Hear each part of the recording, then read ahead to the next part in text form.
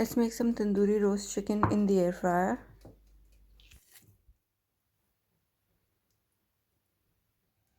Garlic, lemon juice, coriander powder, paprika, turmeric powder, cumin powder, kasuri methi or dried fenugreek leaves, chilli flakes, tandoori chicken masala. I'm using shaan tandoori masala, oil, orange food color, salt. Mix everything.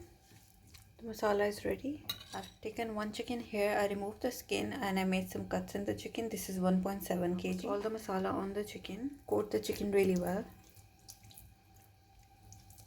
The chicken is all coated. Now I'm gonna put a piece of foil here. This is a piece of coal that I heated up really well on the stove. I'm gonna drizzle some oil on it and quickly cover the chicken.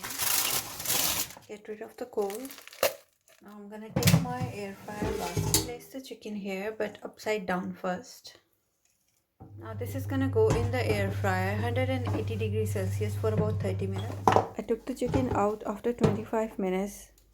And then I removed the wrap, added some roast potatoes, coated them with the chicken juices and placed the chicken back in the air fryer and air fried it again for another 25 to 30 minutes. Chicken is ready.